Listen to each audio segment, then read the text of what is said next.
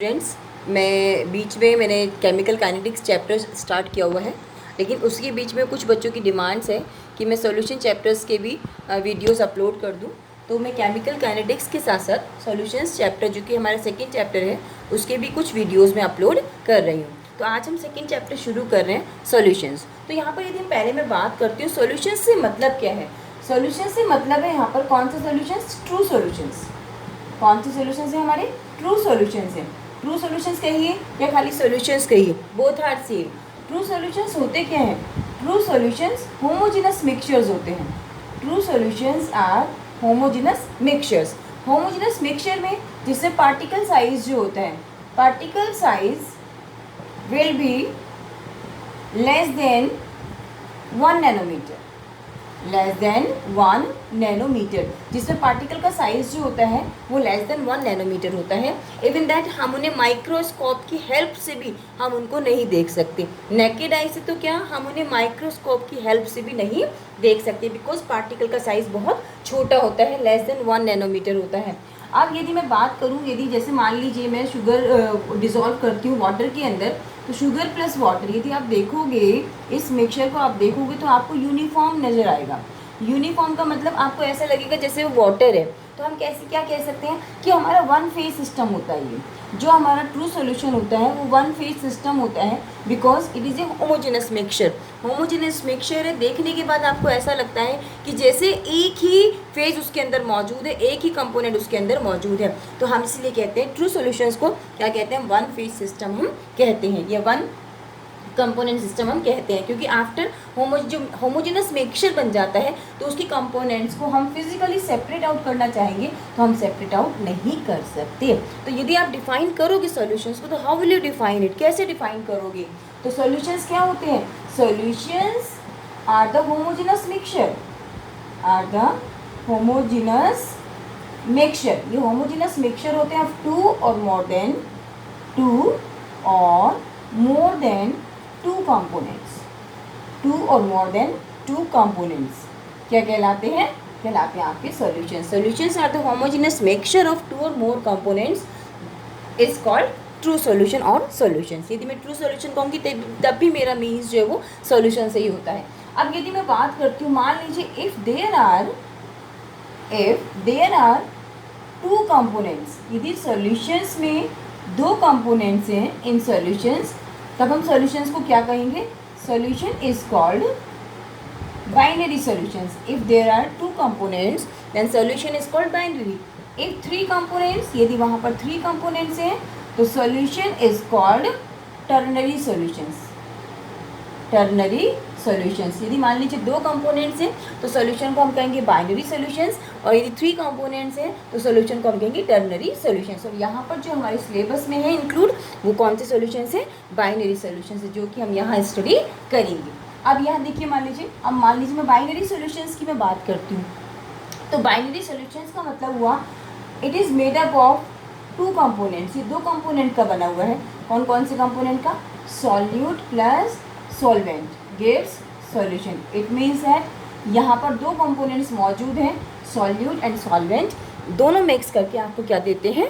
Homogeneous mixture देते हैं। अब यदि वन बाई वन में दोनों को डिफाइन करूँ, ये तो बहुत इजी है, आप इजीली जानते हैं कि सॉल्यूट क्या होते हैं। Solute that component of the solution which is present in small amount. वो कंपोनेंट है ट्रू सॉल्यूशन या सॉल्यूशंस का जो स्मॉल अमाउंट में मौजूद होता है, स्मॉल अमाउंट में प्रेजेंट होता है। लेकिन और आप और क्या कह सकते हैं, कहीं कहीं ऐसा होता है कि हमारा सॉल्यूट ज़्यादा होता है। जैसे हम वाटर ऐड कर रहे हैं in alcohol, water add into alcohol, हम वाटर ऐड कर रहे हैं तो किसमें? एल्कोहल में। तो यहाँ पर एल्कोहल आपका क्या होगा? अल्कोहल अभी भी यहाँ पर सॉल्यूट ही है, लेकिन हम वाटर को ऐड कर रहे हैं अल्कोहल में, तो वाटर को क्या नहीं कह सकती मैं? सॉल्यूट नहीं कह सकती। उस केस में जो हमारी सॉल्यूट है उसकी डेफिनेशन चेंज हो जाती है। मैं क्या कहूँगी? एक तो वो कंपोनेंट जो स्मॉल अमाउंट में मौजूद है और दैट कैन बी डिज़ोल्व, जिसको हम डिज़ोल्व कर सकते हैं। तो यहाँ पर आपका ये आएगा alcohol is added to the water.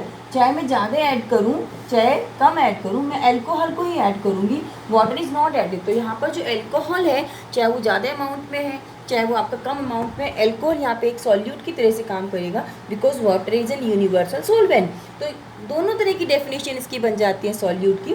Solute small amount में मौजूद होगा, that component of the solution present in small amount और दैट कैन बी डिजॉल्व, जिसको हम डिजॉल्व कर सकते हैं वो भी आपका क्या है, सॉल्यूट ही है। और जो स्मॉल अमाउंट में प्रेजेंट होता है वो भी आपका क्या कहलाता है, सॉल्यूट ही कहलाता है। अब यदि मैं बात करूँ किसकी, सॉल्वेंट की, तो सॉल्वेंट क्या होगा, solvent that component, solvent that component present in large amount, जो लार्ज अमाउंट में प्रेजेंट होता है या ज़्यादा अमाउंट में मौजूद होता है, और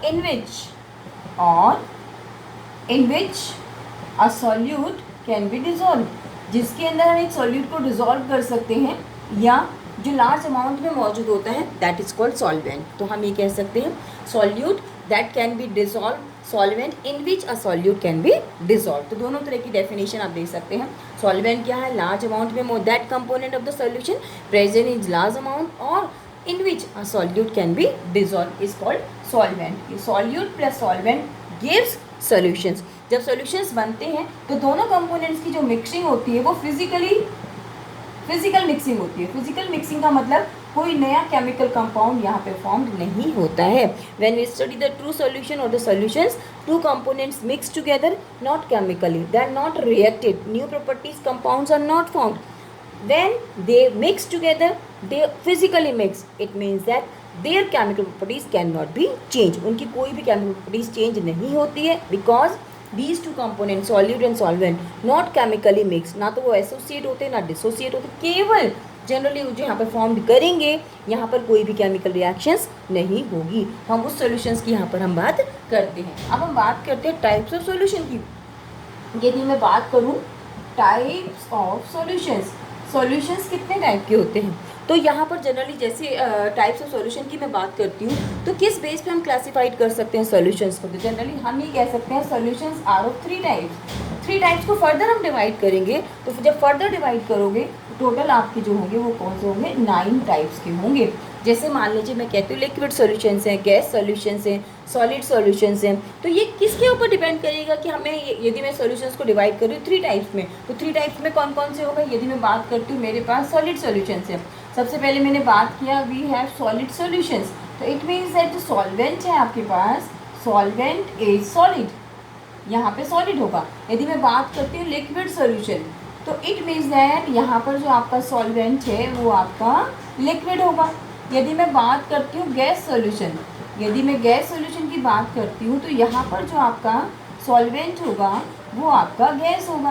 तो इसका मतलब ये हुआ, यदि हम सॉल्वेंट के हिसाब से सॉल्यूशंस को डिवाइड करें तो उनकी फिजिकल स्टेट के बेस पे हम सॉल्यूशंस को क्लासिफाइड कर सकते हैं। जैसे मैंने आपसे कहा कि जो हमारे 3 तरह के सॉल्यूशंस होते हैं, solid solutions if solvent is solid, liquid solutions if solvent is liquid, gas solutions if solvent is gas. अब इनको हम फर्दर डिवाइड कर सकते हैं, 3 टाइप सॉल्यूशंस को हम फर्दर डिवाइड कर सकते हैं। हाउ, कैसे, एक टेबुलर फॉर्म में इसको हम लिख लेते हैं टाइप्स ऑफ सॉल्यूशंस को।